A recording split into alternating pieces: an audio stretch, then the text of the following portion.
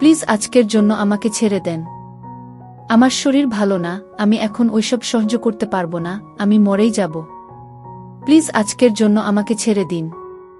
আয়াত কথাগুলো আশফির সামনে হাত জোর করে বলছিল আর কান্না করছিল, কিন্তু কোনো লাভ হলো না। চুলের মুঠে ধরে টেনে বিছানায় নিয়ে গেল।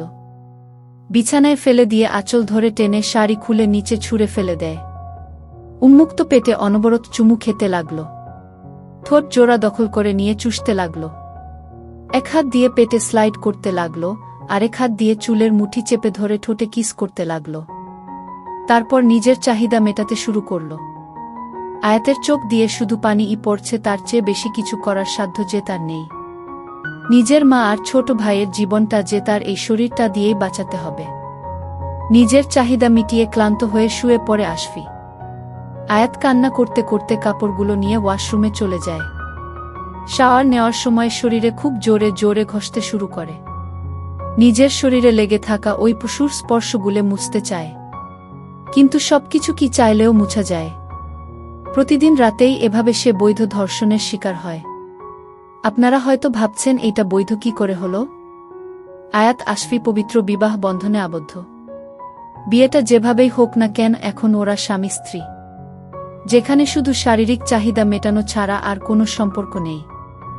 এই আশফি আগে আয়াতকে পাগলের মতো করে ভালোবাসত, কিন্তু আয়াত তা পাত্তাও দিত না, কারণ সে বড়লোক দেখতে পারে না।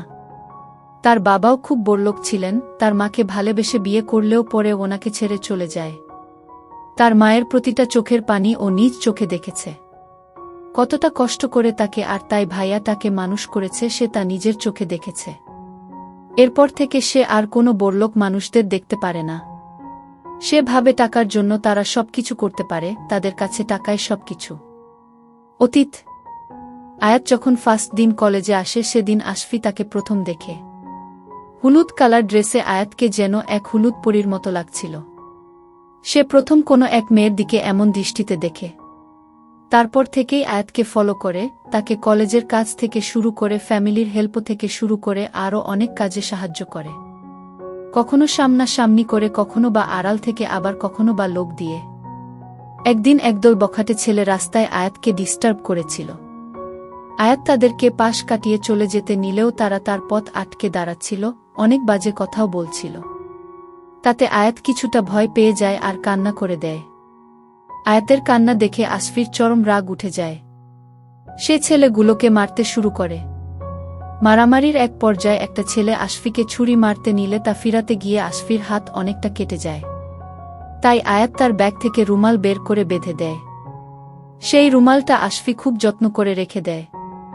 তারপর হঠাৎ একদিন কলেজের হলরুমে আয়াতকে ডেকে পাঠায় আশফি।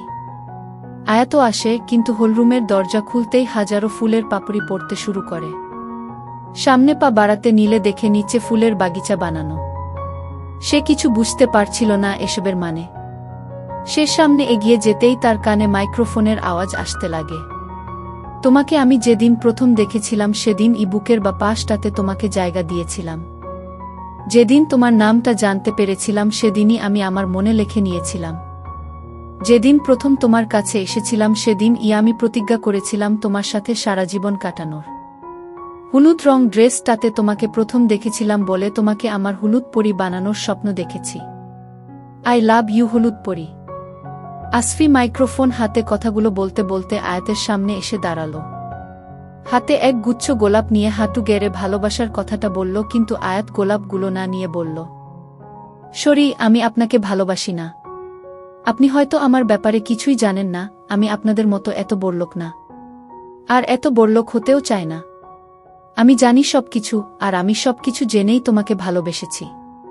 I love you. Please next time আমাকে এসব কিছু বলবেন না। আর হ্যাঁ, আমি আপনাকে আরেকটা কথা বলে যাই, বড়লোকরা কখনো কাউকে ভালোবাসে না, তারা সবসময় ব্যবহার করে। কে বলেছে তোমাকে বড়লোকরা ভালোবাসে না? তোমাকে কে বলেছে? কেউ বলেনি, আমার পরিবার এটার প্রমাণ। আমি নিজ চোখে দেখেছি। আমার জন্মদাতা পিতা আমার মাকে ছেড়ে চলে গেছেন। আমাদেরকে একা করে দিয়ে উনি চলে গেছেন। আয়াত কথাগুলো বলেই হলরুম থেকে বেরিয়ে গেল। চোখ দিয়ে হাজারো অশ্রু ঝরছে তার। আর এদিকে আশফি আয়াতের চলে যাওয়ার দিকেই তাকিয়ে আছে। হাতে থাকা গোলাপগুলো নিচে ফেলে দেয়। এরপরেও বেশ কিছুদিন আয়াতকে আসফি বোঝানোর চেষ্টা করে যে সব বড়লোক এক হয় না। কিন্তু আয়াত তাও রাজি হয়নি। কলেজে বসন্তের ফাংশন হচ্ছে। আয়াতও এসেছে, আজকেও সেই হলুদ কালারে, কিন্তু আজকে শাড়ি পরে। আসফি সেই দৃষ্টিতেই তাকিয়ে দেখছে। তা দেখে আসফির ফ্রেন্ডসরা বলল, আবির, আসফি, আমি বলি কি, আজকে সবার সামনে তুই ওকে প্রপোজ করে দে। হয়তো আজকে তোকে এতগুলো মানুষের সামনে ফিরিয়ে দিবে না। আসফিক, তুই ঠিকই বলছিস। আমি আজকে আবারও ওকে প্রপোজ করব। আদিক, আর যদি ফিরিয়ে দেয় তাহলে? দেখ আসফি, তাড়াহুড়ো করে কিছু করিস না। তার ফল কিন্তু ভালো হবে না। আবির, আদি, তুই সবসময় উল্টাপাল্টা ভাবিস কেন? তুই যা বলছিস তা ভুলেও হবে না। আসফি, তুই যা তো। আসফি স্টেজে উঠে মাইক্রোফোন নিয়ে বলতে শুরু করল, হেই হলুদ পরি, তোমাকে আজকে আবারও হলুদ কালারে দেখলাম। যেই কালারটা দেখে আমার মনের কালার জ্বলে উঠেছিল। তুমি হয়তো আমার ভালোবাসাটাকে বিশ্বাস করতে পারছো না, তাই আমাকে মানতে পারছো। কিন্তু আমি সত্যি তোমাকে ভালোবাসি। আই লাভ ইউ হলুদ পরি, আই লাভ ইউ আয়াত। যখন আসফি আয়াতের নাম নিল তখন সবার দৃষ্টি আয়াতের দিকে গেল। সবার কেমন করে যেন আয়াতের দিকে তাকিয়ে আছে। আয়াতের তা মোটেও ভালো লাগছিল না, বরং রাগ লাগছিল।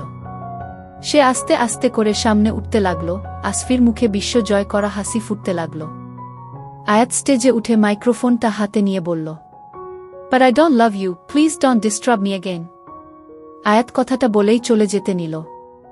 আসফি ওর হাত ধরে ফেল। কিন্তু আয়াত, হাতটা ছাড়ুন। না, ছাড়ব না। আগে বলো ভালোবাসো।